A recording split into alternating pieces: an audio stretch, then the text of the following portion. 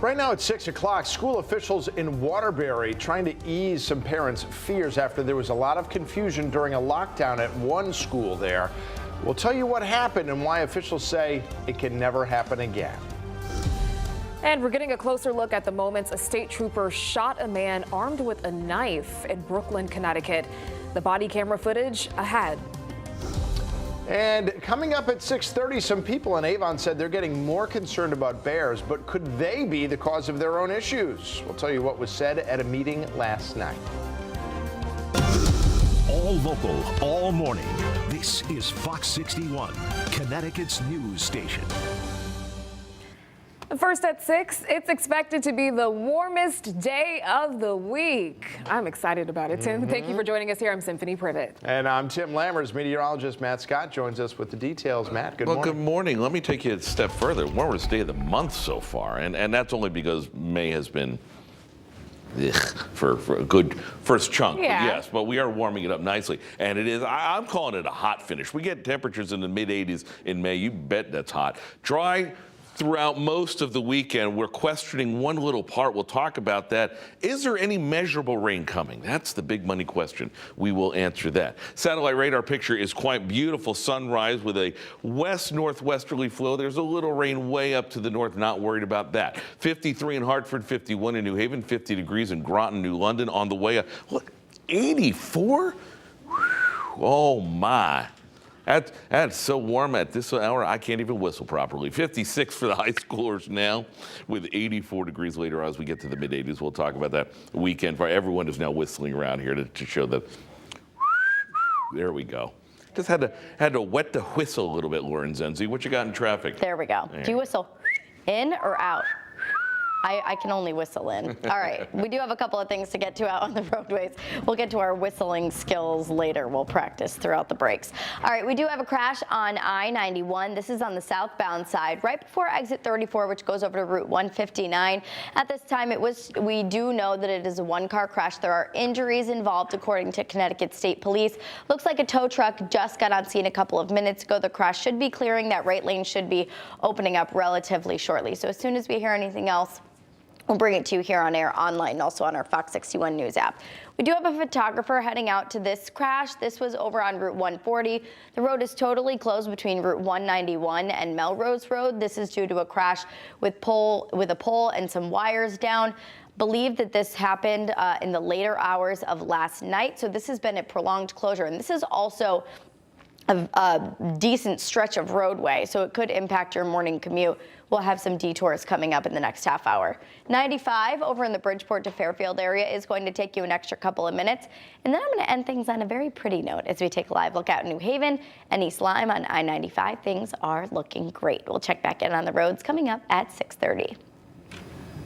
Well, this morning, Waterbury school superintendent is trying to clear up some confusion and miscommunication after lockdowns at two schools led to the arrest of two parents. Yeah, police say the parents trespassed and entered the school yesterday after false information online spread throughout the city. We're checking in with Fox 61's Lindsay Kane live outside of Crosby High School in Waterbury this morning with a look at how things escalated out there. Hey, Lindsay.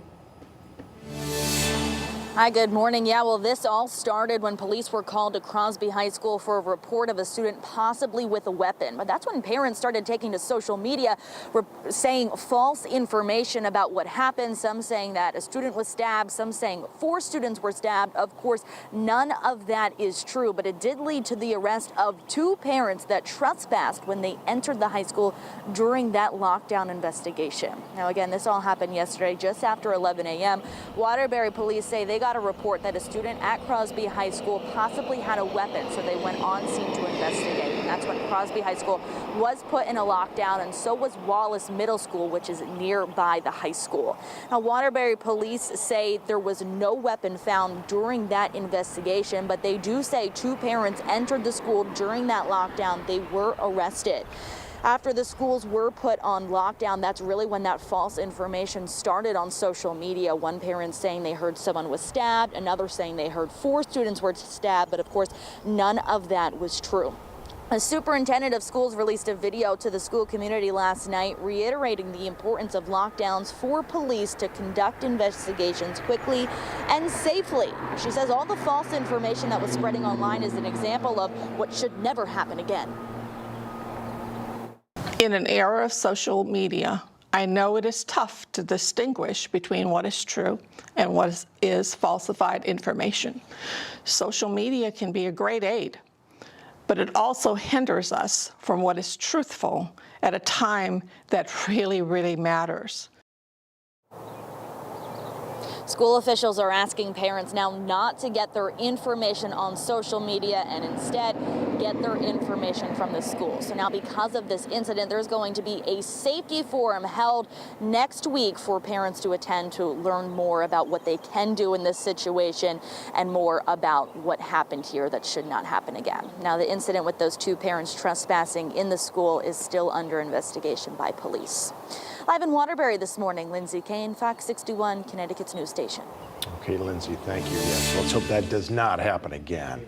This morning in New Haven, police will continue their search for a car and driver involved in a hit and run. It happened over a month ago on April 11th in the area of 85 Laurel Street. They said the victim was intentionally run over. He had serious injuries. And police said they do have a picture of the car they're looking for. It's that silver Infiniti near the top of your screen. There it is. That day, police said it was heading from Laura Street onto Forbes Avenue. Please call the New Haven Police if you think you can help.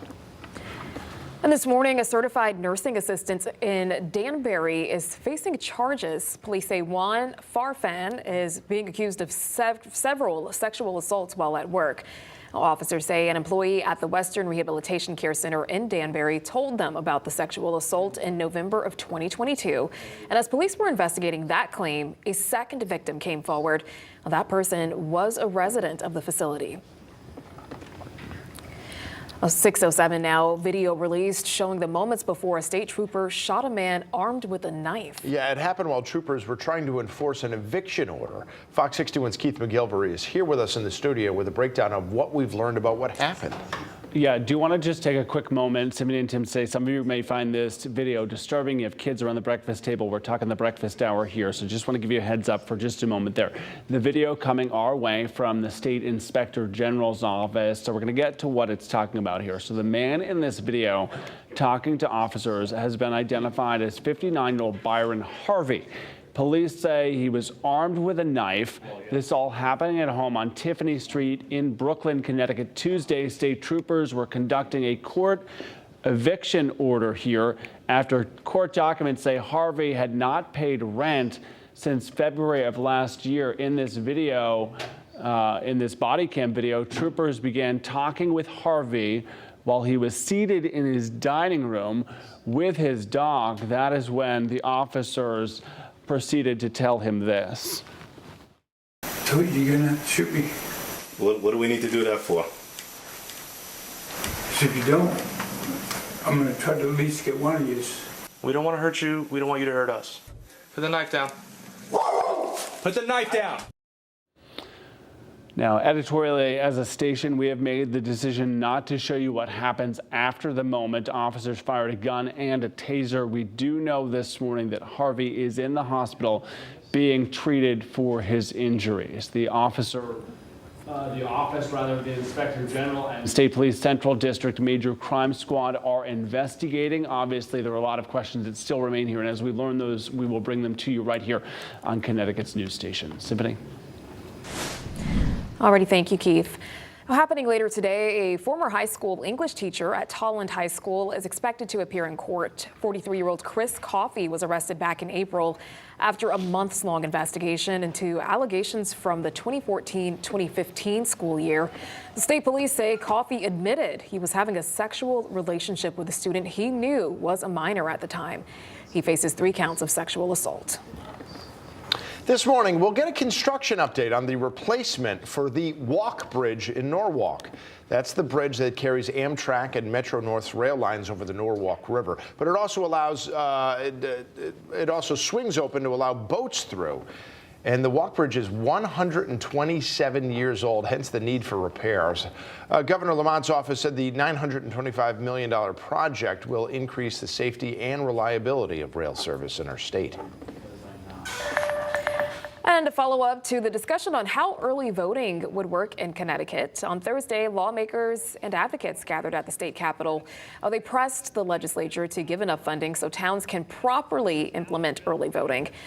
As of now, the proposal calls for 14 days of early voting for a general election, 7 days for August state primaries, and 4 days before special elections and presidential primaries. It's still unknown how much this bill will cost cities and towns. We are going to need the funding at the local level. If we are going to continue in Connecticut to govern on the basis of 169 towns, those 169 towns need the support to implement the laws that are being brought down by the state of Connecticut and by our legislature. As for the funds, that would be part of the state budget, which is still under negotiation at this point. Now, the early voting bill isn't a done deal yet. The state Senate and the governor still need to sign off.